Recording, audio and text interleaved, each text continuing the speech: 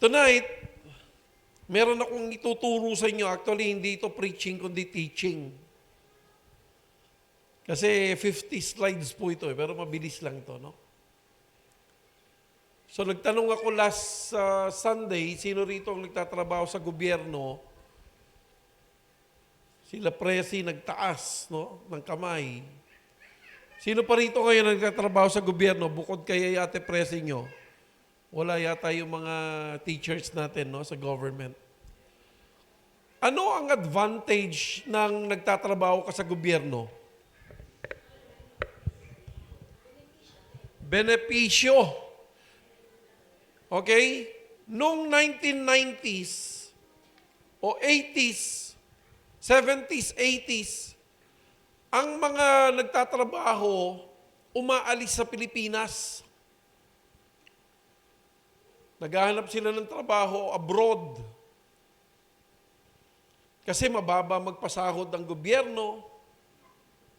So they prefer to work in private sectors. Kasi malaki magpasahod. Pero ngayon, during the 20th century, umantay na yung yung gobyerno. At isa sa pinakamagandang dahilan bakit sa gobyerno ang magandang magtrabaho ngayon, kasi ang gobyerno, mga kapatid, walang lugi. Walang lugi yan. Bakit? Kasi tuloy-tuloy tayong nagbabayad ng tax. Unlike sa private sectors, may kalugihan pa yan. Pwedeng magsara yan. Kaya mas gusto ng karamihan ngayon na sila ay nagtatrabaho sa gobyerno. Yung benepisyo, yung kapangyarihan nandoon, pagka nakita ng lahat na ikaw ay nagtatrabaho sa gobyerno, medyo ilag sila sa'yo. Tonight, I am going to share to you the kingdom government worker. Alam niyo po ba that God gave us a government, not a religion? Gobyerno po ang ipinagkaloob ng Diyos sa atin at hindi reliyon. Kaya ikaw at ako, we are not a church worker, but a kingdom government worker. Sabi mo sa katabi mo, hindi ka tinawag para maging church worker. Tinawag ka para maging trabahante sa kaharian ng Diyos. Amen? So, authority and power, sabi niya rito, so ano yung authority and power in the kingdom of God's government? Number one, authority is designed in a government. Ang kapangyarihan ay nagmula yan sa disenyo ng isang gobyerno. Number two, authority has to do with empowered responsibility. May empowered responsibility. Kinakailangan na bubuhay sa karakter ng Diyos. Mas malakas ang pagpapakumbaba kaysa ipakita na't ikaw ay tama. Grabe po yung authority na yan. Merong empowered responsibility. Number three, authority establishes legality when power is used. And power apart from authority is a dictatorship that results in abuse, oppression, and destruction. Pwede kang maging powerful. Pero kung yung authority o yung kapangyarihan mo ay hindi mula sa Diyos, ang tawag po doon ay dictatorship. Diktador ang labas mo. Dahil ang kapangyarihang buwat sa Diyos ay may kapakumbabaan. Tandaan niyo po yan. When God gave you authority, hindi niya ibinigay yan para maging mas mapagmataas ka. Ang authority ng Diyos laging may humbleness. May kapakumbabaan. Number 4, authority gives right to power and is key to successful government. Ang kapangyarihan magbibigay sa iyo ng karapatan. Pag may kapangyarihan ka, may karapatan ka magsalita. Pero sa kingdom of God, miski may karapatan ka magsalita, miski may karapatan kang humarap sa hari, kapag nagsalita ang hari, ang huling desisyon ay yung kanyang salita. Amen. That's kingdom government. Hallelujah.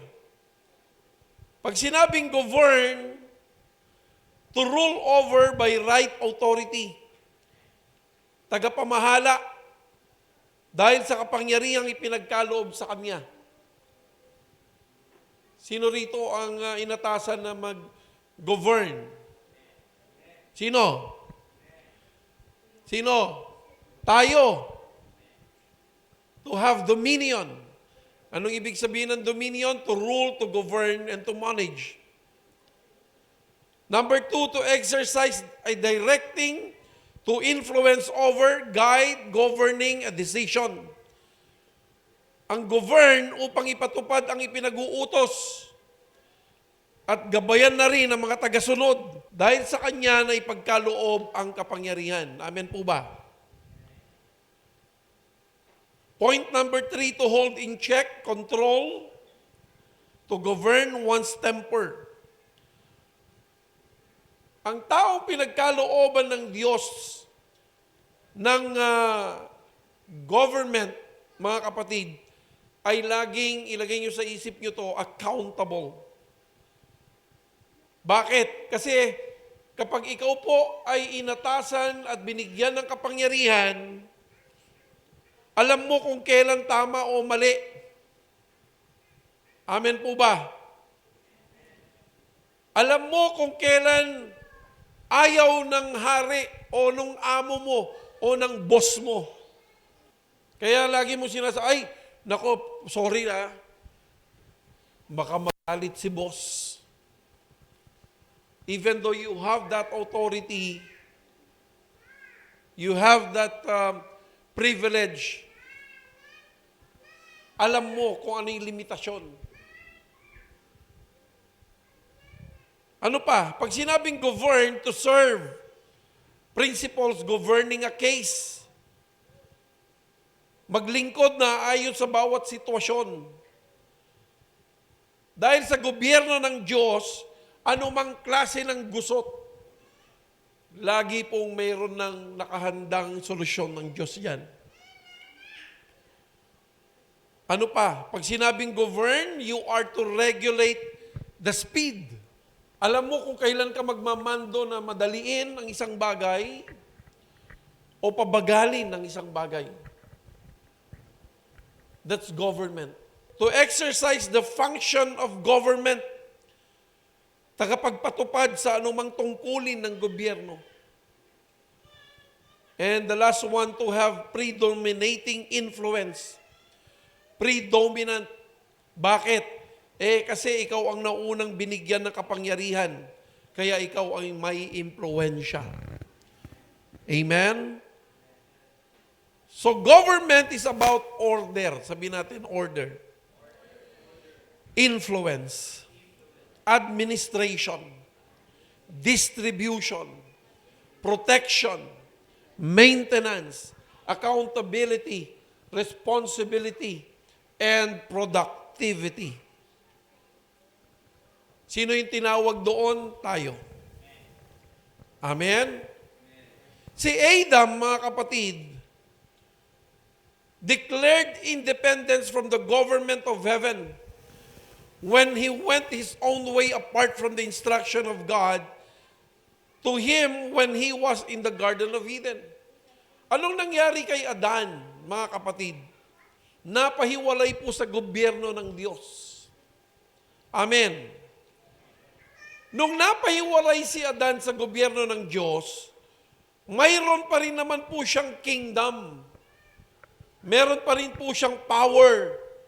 Meron pa rin pong glory. Kaya lang hindi na ito mula sa Diyos. Ito po ay nakatuon na kay Satanas at sa kanyang sarili. Ano po ang nangyari na napahiwalay po siya sa gobyerno ng Diyos? Chaos, nagkaroon ng kaguluhan. At ano pong ginagawa ni Adan at ng mga tao? Pinipilit po nilang ibalik yung the idea of the government of God. Kasi naranasan nila maayos eh.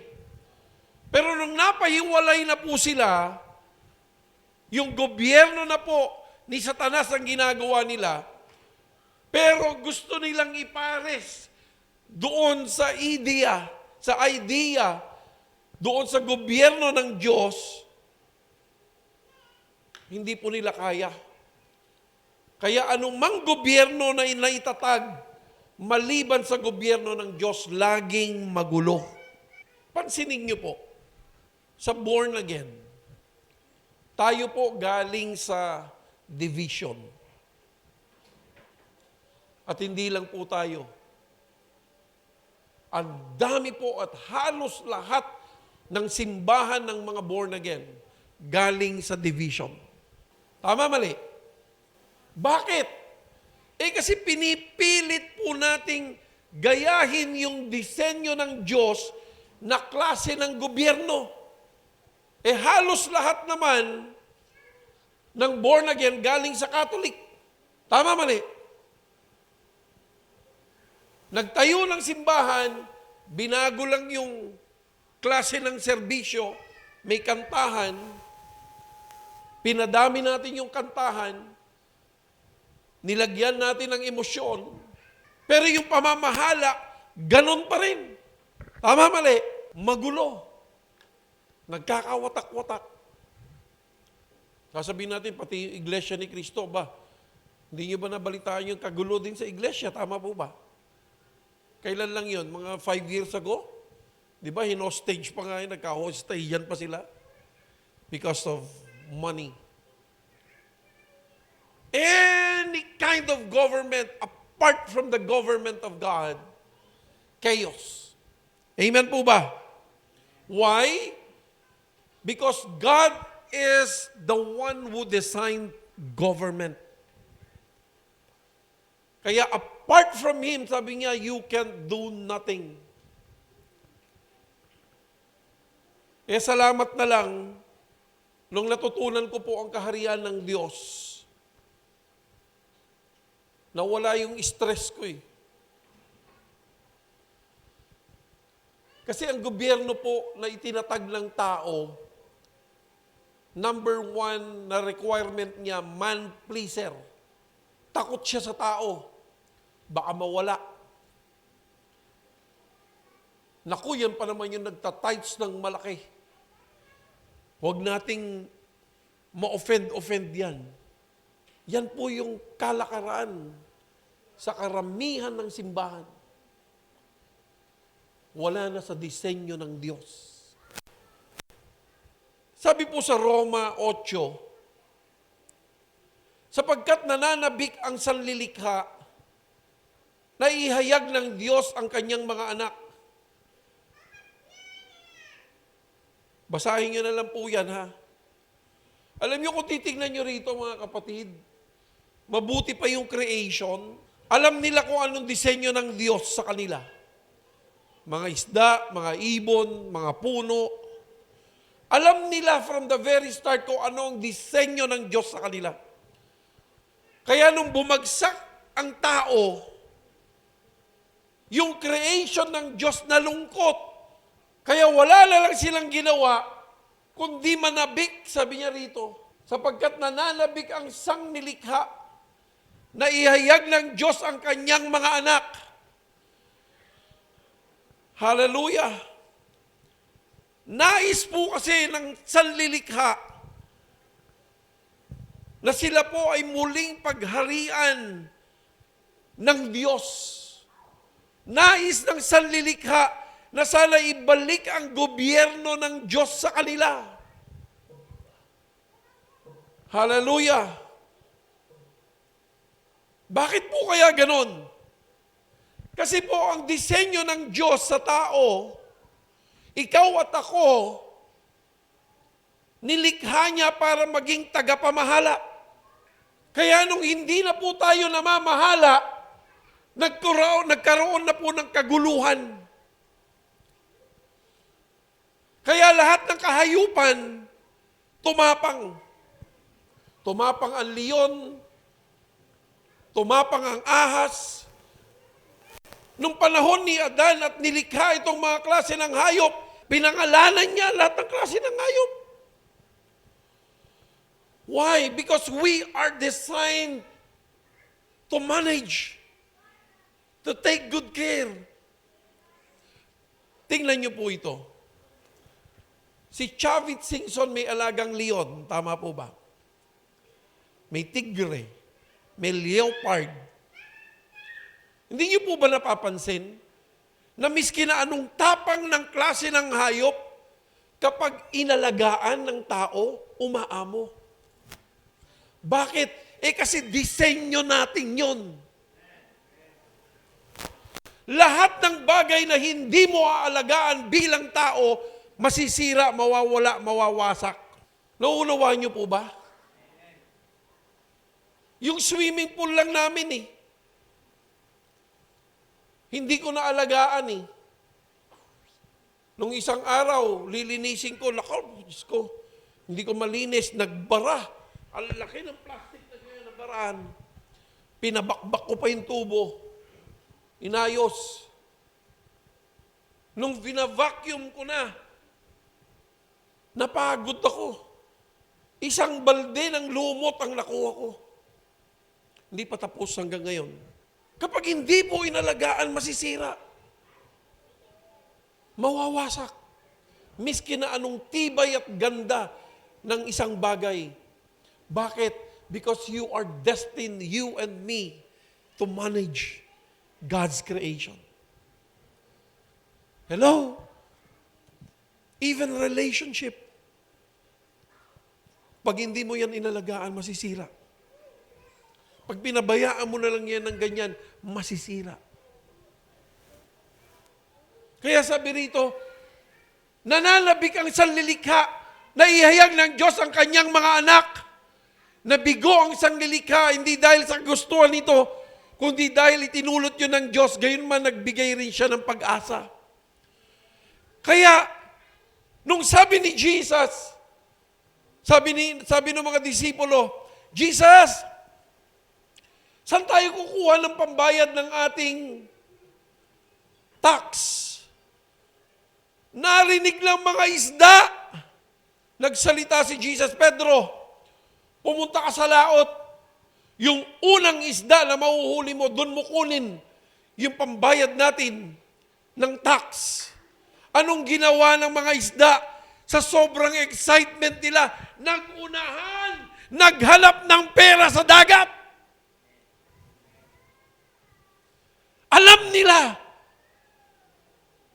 na may ginagawa ang Diyos na ibabalik ang pamumuno sa sanlilikha. Nakuha ni Pedro doon sa isda. Ako na, Pedro, ako unang nakakuha. Ano sabi ni Jesus? Yung unang isda na makukuha mo, di ba? Sa tingin nyo kaya, siya lang ang may hawak ng pera nun? Baka marami. Yung una lang ang kinuha niya. That is why, ganun po yung pakiramdam ko. When I received the teaching about the kingdom of God, kakaiba yung revelation sa akin. Kakaiba yung excitement na meron sa akin. Bakit? Kasi yun po talaga yung disenyo ng Diyos sa atin. Na tayo po ay ibalik ng Panginoong Yesus sa pamumuno Hello? If you only understand this teaching, mga kapatid, mag-iiba ang pananaw mo. You will start doing your best because you are designed to be the best. Amen po ba? Hallelujah. Ang tanungin mo sarili mo ngayon, kamusta pamumuhay mo? Ang original design ng Diyos sa atin, gawin kang tagapamahala. Kaya ikaw at ako ngayon ay tinaguri ang the kingdom government worker. At kung ano ang plano ng hari, hindi pwedeng baguhin yan. Sabi mo sa katabi mo, hindi pwedeng baguhin ng Diyos ang plano niya sa atin. Alam niyo si tatay, nagmamaneho po siya eh. So we would like to give him a chance. Kasi naaprubahan na naman kami sa Hilux. Maaring tomorrow o next day, ilalabas yung unit namin na Hilux na ipapabiyahe namin kay tatay sa saan? Sa Samar. Siyang maglalabas. Ibabiyahe niya doon. Kasi approve kami kanina ka. Kung inayos namin ngayon, pwede na namin i-release ngayon eh. Dadali niya sa Samar. So narinig mo ito, ikaw ay tagapamahala. Ipagkakatiwala namin sa iyo yung sasakyan. Pamahalaan mong mabuti. At kami nagtitiwala. Bakit? Dahil naniniwala ako sa disenyo ng Diyos sa iyo. Tagapamahala ka. Gets nyo? Hindi po ito pwedeng baguhin. Miski na sino. Kapag sinabi ng Diyos, tagapamahala ka. God's original intent is to administer and manage earth through heaven's operation and culture. Through a man he created in his own image and his own likeness, and this never change. Gets nyo? Hallelujah. Exodo 19. Pakibasa, kung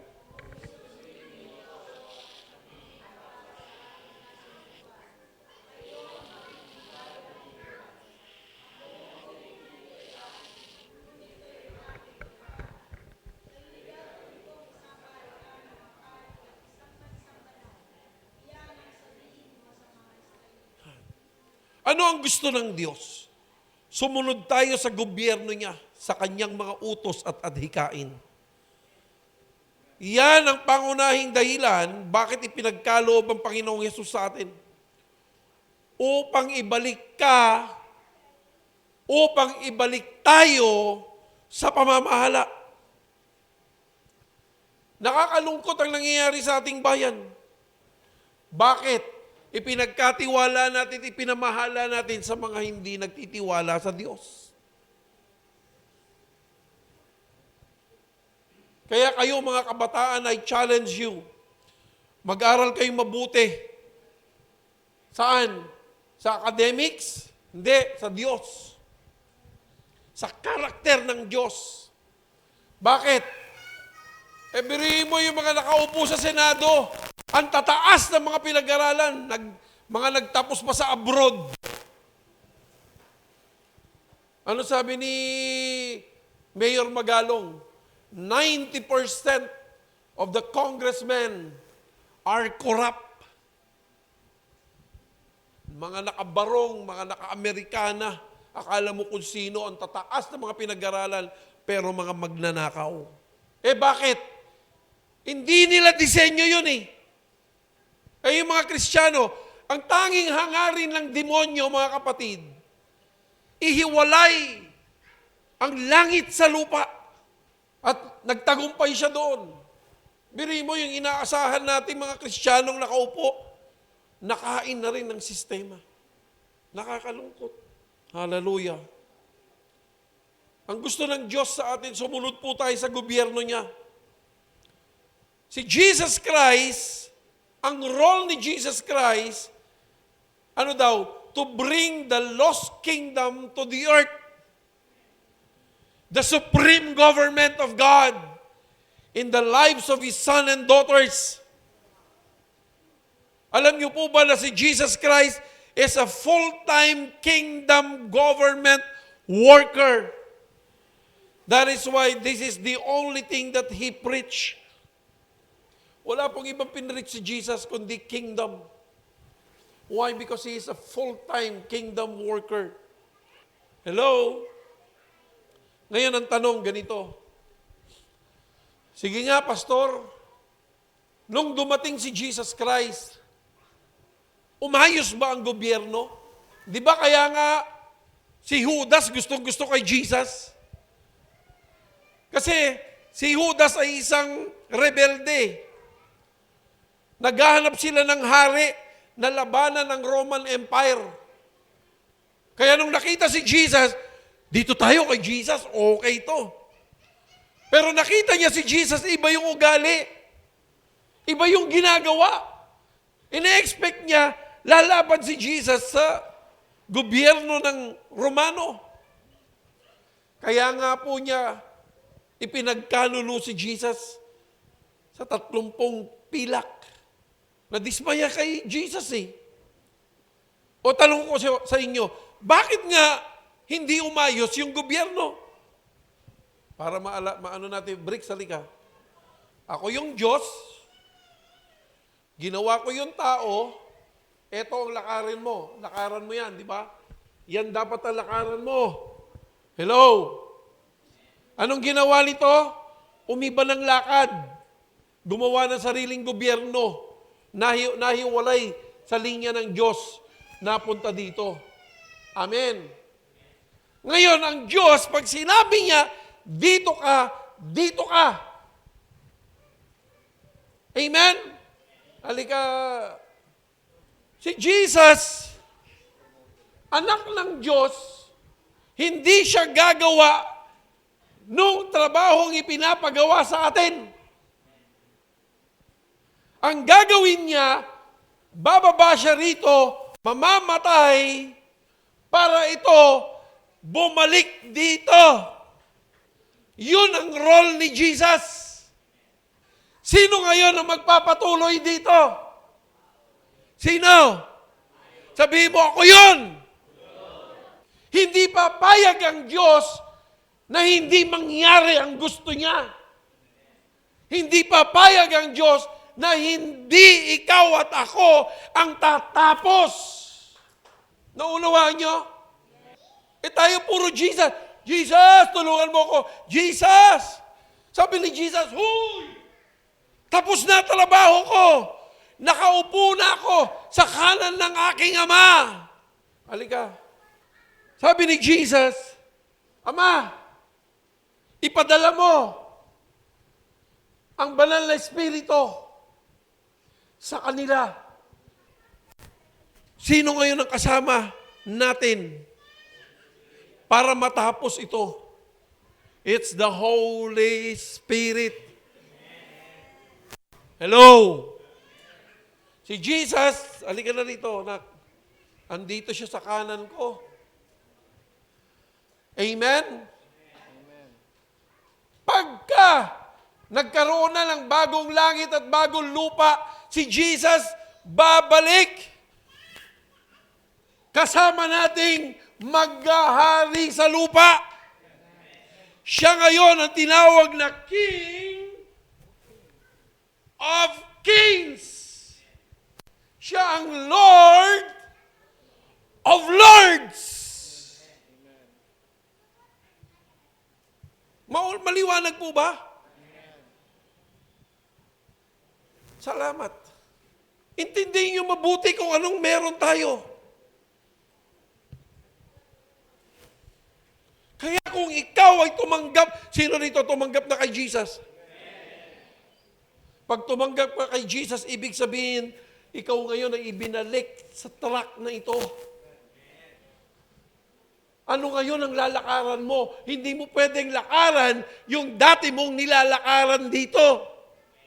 Sabi niya, mag-iba ka na ng isip. Kaya natuwa ako doon sa sinabi ni Briggs kagabi. Sabi niya, I'm a language teacher. Wow, English yun. Isa sa pinakamahirap na baguhin sa isang kultura ay yung lingwahe. Kaya kapag ka nandito ka na, dapat ang naririnig sa'yo, lingwahe na ng langit. Hindi yung lingwahe ng makamundo. Amen? Madali po ba? Hindi madali. Kaya araw-araw kailangan presensya ng Banal na Espiritu ang magpapaalala sa atin. Paggising mo pa lang sa umaga, pagtulog mo, you always acknowledge the presence of the Holy Spirit. Kaya kung meron ka pang itinatagong kasalanan, mahiya ka. Bakit? Ang Banal na Espiritu nandiyan. Kaya meron o walang nakakakita, siya alam. Amen. Galit na ako. Oh, you and me, ikaw at ako naman. We are part of this government. We are also a kingdom government workers. Andito na tayo. Isaiah chapter 9 verse 6. For to us a child is born, to us is given, and the government will be in his shoulder. Psalm 145. Pakisulat nyo na lang, i-meditate nyo yan. Okay? Ano pa? Bukod sa ikaw ay parte na ng gobyerno ng Diyos, a constitution bound us. Ano yun? The Bible. Kaya, ilagay mo sa puso't isipan mo, do not compromise the law. Ang Diyos ay Diyos ng kaayusan. May batas na dapat sundin.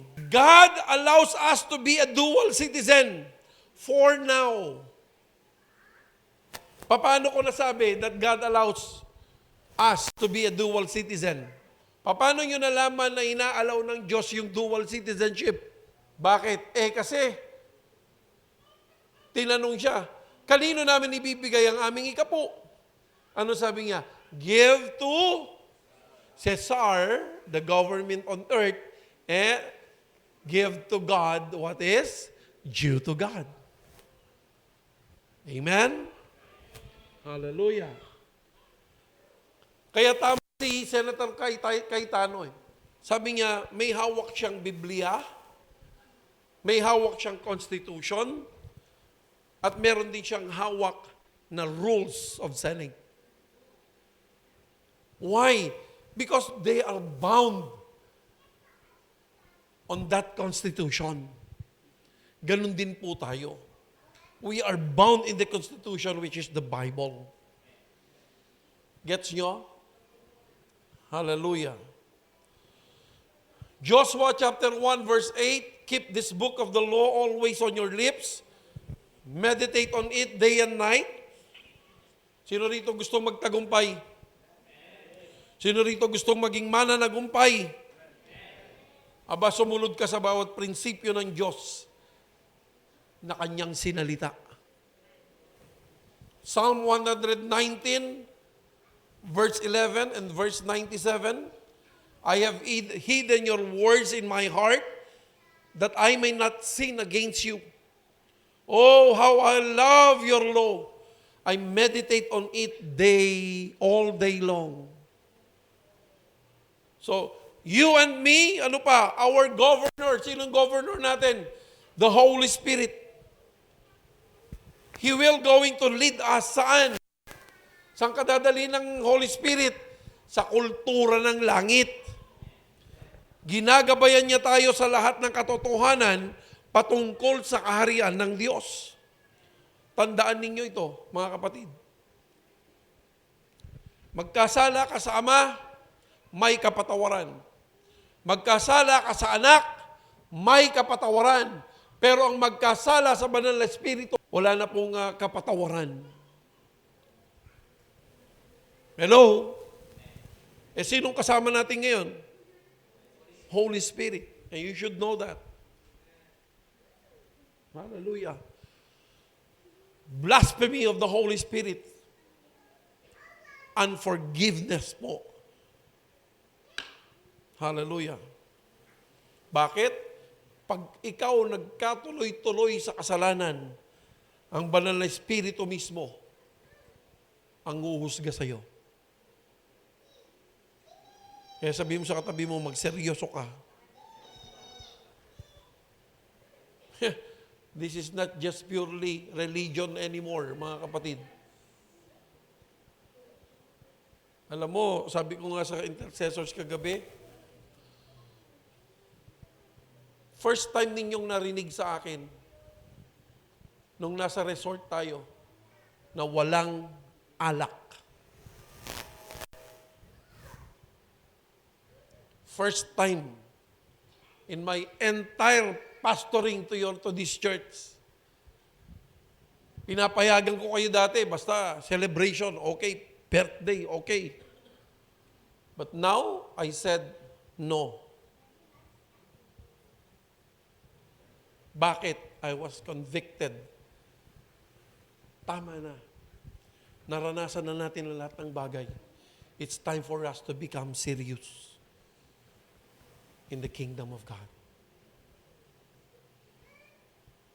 Naranasan na natin lahat yan.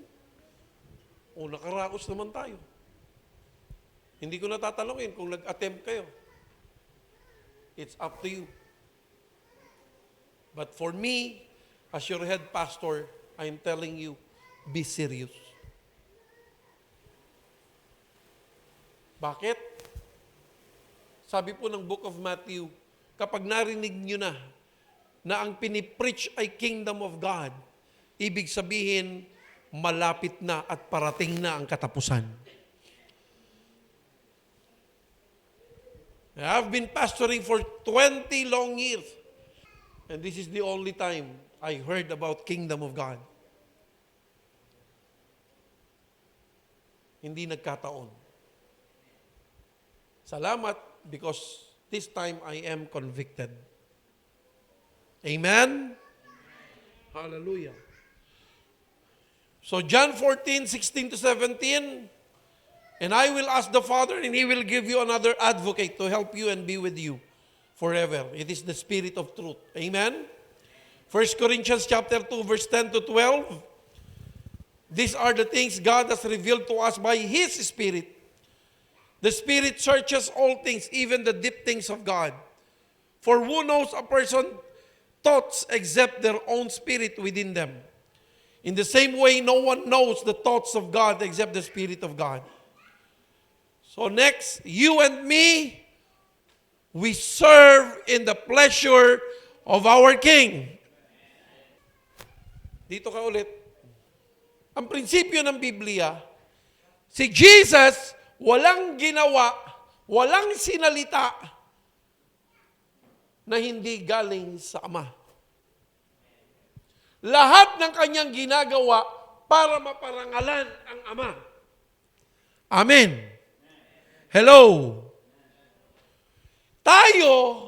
Ito tayo. Wala tayong sasalitain ngayon, wala tayong gagawin na parangal na hindi napaparangalan si Jesus. Because He is our King. From now on, whatever we do it all for the pleasure of the King.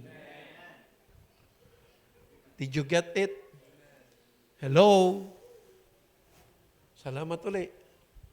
Kaya ikaw at ako kinakailangan pagharian ng banal na Espiritu. Hindi ka na dapat pinaghaharian ng gusto mo lang. Bakit? Siya lamang po ang nakakaalam ng ugali, ng isip, at kultura ng langit na siyang itinuturo niya sa atin. Amen. John 12:49, sabi ni Jesus, for I did not speak on my own, but the Father who sent me commanded me to say all that I have spoken. John 5:19 to 20, Jesus gave them this answer, "Very truly I tell you, the Son can do nothing by himself, so he can do only what he sees his Father doing, because whatever the Father does, the Son also does." Amen. Meditate nyo na lang yan. John 7:16 to 17, Jesus answered, "My teaching is not my own. It comes from the one who sent me. Anyone who chooses to do the will of God will find out whether my teaching comes from God or whether I speak on my own." Amen? You and me, we are residents of heaven, but sent on earth. Hello? Ayan. Ito ha, pakinggan ninyo. Ikaw at ako ay citizen ng langit, pero ipinadala dito sa lupa. Para ano? Para ipakita natin kung ano ang langit na pinanggalingan natin. Amen po ba? Hallelujah. Sabihin mo sa katabi mo, nandito ang trabaho natin. Wala sa langit. Ang trabaho natin nandito. Philippians 3:20, "But our citizen is in heaven, and we eagerly await Savior from there, the Lord Jesus Christ." Psalm 115:16, "The highest heaven belongs to the Lord, and ano daw? But the earth He has given to kanino? Sa atin." Amen? Revelations 21:1, "Then I saw a new heaven and new earth, for the first heaven and the first earth had passed away, and there was no longer any sea." Psalm 8:6-8, "You made them rulers over the works of your hand. You put everything under their feet." Tayo po yung tinutukoy, no? Amen? So next, the government and law. In Romans 13:1, "Let everyone be subject to the governing authorities, for there is no authority except that which God has established. The authorities that exist has been established by God." Point number 1, everything coming into our lives is coming by law. Ito, tandaan ninyo, mga kapatid. Ang ikauunlad at ikababagsak natin, lahat nakabase yan sa batas ng Diyos. Hello? Walang bagay na nakapaligid sa atin na hindi sakop ng batas ng Diyos.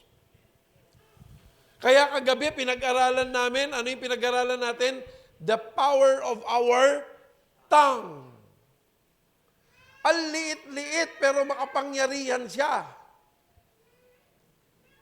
Amen? Lahat ng sinasabi natin, ang Diyos nakikinig. Eh dahil binigyan ka ng authority, binibigyan ka ng panahon ng Diyos pakinggan.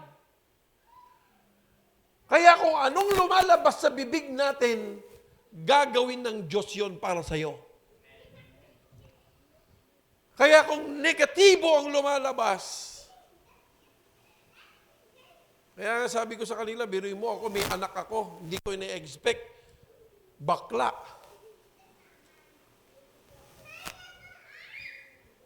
Siguro, inabot ako ng buwan na hindi ko matanggap, galit ako.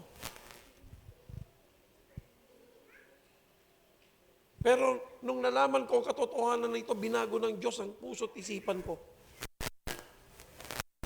Miski anong gawin ko, miski sunugin ko yon, paglabas niya, bakla pa rin. Baka sabihin niya, aray. Amen?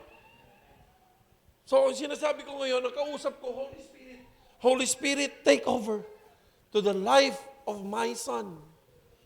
Pag natutulog siya, dadaan ako sa kanyang kwarto in the name of Jesus. Lord, take over. Ikaw na pong bahala sa kanya. Walang ibang magbabago noon kundi ang Diyos. Maging ang sarili niya, hindi niya kaya. It is only God that can convict people. Yun lang. Yun ang kino-confess ko. Dati puro negative, galit ako. Pogi-pogi mo. Ganyan ka. O kaya nung pag-alis niya nung isang araw, ganda naman ng anak ko. Ano? Sabi niya. Hindi, pogi. Sabi ko. So natutuwa siya. Amen? Si Nicole, ganun ang sitwasyon niya. Pag natutulog sila, I pray. Si Monique, pinagdadasal ko na lang. And I know God is hearing my prayers. And because of the authority God has given me, He will grant those words that comes from my mouth. Amen. Colossians 3:16,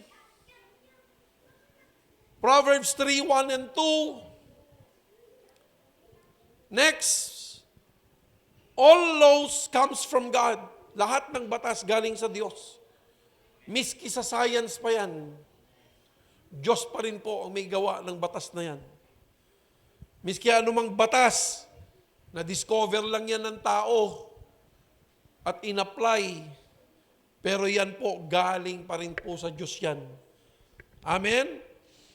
2 Timothy chapter 3, verse 16 to 17, all scripture is God's breath, and is useful for teaching, rebuking, correcting, and training in righteousness. Proverbs 4:20 to 22. Sulat nyo na, isulat na lang.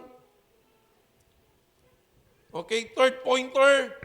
God laws are powerful, impartial, and varying in the application. Lahat ng batas ng Diyos, patungo yan sa proteksyon. Lahat ng kanyang batas, ikaw ay kanyang poprotektahan, kaya mayroon siyang batas. Lahat ng kanyang batas, patungo yan sa pagpapaunlad. Lahat ng kanyang batas, patungo yan para sa promosyon ng bawat isa sa atin.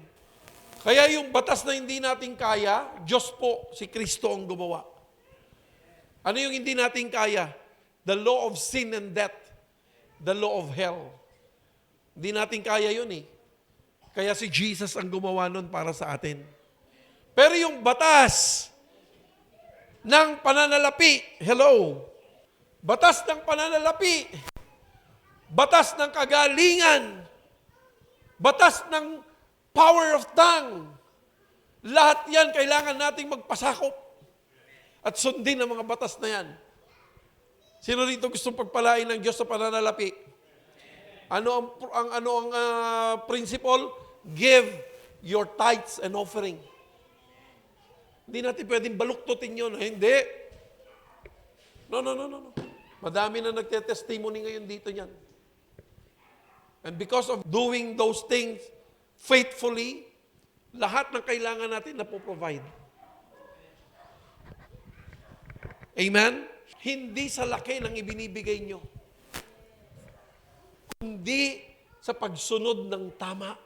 Amen? At dahil ikaw at ako ay tinubos ni Kristo para tayo po ay umayos, dapat mamuhay ka simula ngayon ng may kaayusan. Do not make the death of Jesus Christ for nothing. Amen? We are no longer under the law of sin, death, and hell. Pero maraming batas na dapat nating sundin na kaya natin. Psalm 119, verse 11 to 97. Next, the law originates in the Word. Bakit? Lahat ng batas nagmula sa sinalita ng Diyos. Pag sinabi niya, batas yun. Pero dahil may free will na binigay sa atin, hello, nasa sa iyo kung susunod ka o hindi. Nung nagkasala ang tao, ibinigay ang batas para maipakita ng ating laman ay nagkasala o makasalanan.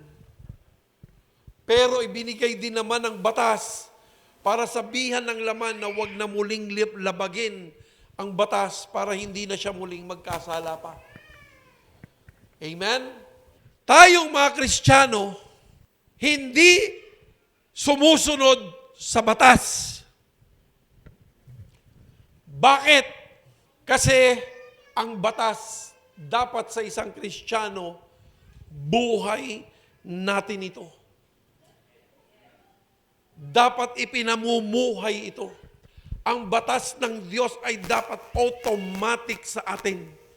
Parang hininga. Hindi yun sumusunod lang tayo.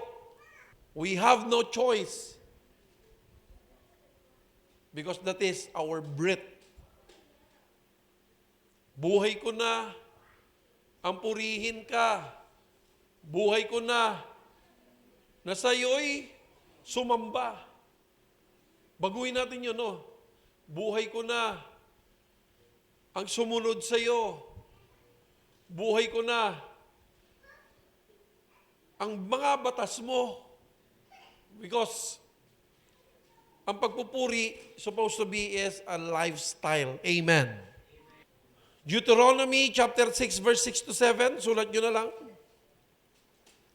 Psalm 19 verse 14. And the last pointer, when you work with the law will give you increase. Ang disenyo ng Diyos sa langit at lupa, sila ay kumikilos na iisa dapat. Kasi na-colonize po tayo. Pero ang kalaban, ang demonyo, yan po ang patuloy na kanyang sinisira. Ang paghiwalayin o hiwalay ang langit sa lupa. Si Jesus, sabi niya, bumaba rito para pagkaisahin. Kaya sabi niya, sana magkaisa sila tulad natin na iisa. Amen? Joshua 1:7, Joshua 1:8, conclusion. Heaven is a government and is a nation of God that is complete in everything that a country has, such as culture, value, laws, operation, dress code, language, food, celebrations, and everything that the nation has. God's heaven is a government which is was He has given the earth and not a religion. We are heaven citizens sent on earth with the Spirit of God and having His own image and likeness so that we may know, understand, and move according to the mindset of extending heaven on the earth. Amen. May natutunan? Hello? Hallelujah. Hallelujah. God is so good. Amen? The truth shall set us free. Kung ano man ang pinagdadaanan natin ngayon, gusto nating ayusin, na-convict tayo ngayong gabi, you ask the Holy Spirit, Lord, help me. Hindi ko kaya. At hindi mo talaga kakayanin. Kailangan natin ang banal na Espiritu. Kaya yung team namin sa Baguio noon, Holy Spirit, take over. Help me. I need your strength. I need your wisdom. I need your direction. Let us all stand. Heavenly Father, tonight, thank you for your goodness and faithfulness. I lift up to you the words that we have received from you, Lord. Continue to anoint us and give us wisdom, courage and strength na makayanan namin, Panginoon, ang lahat ng bagay. Sa inyo namin ibinabalik ang lahat ng papurit pasasalamat sa pangalan ng Panginoong Yesus. Amen at amen.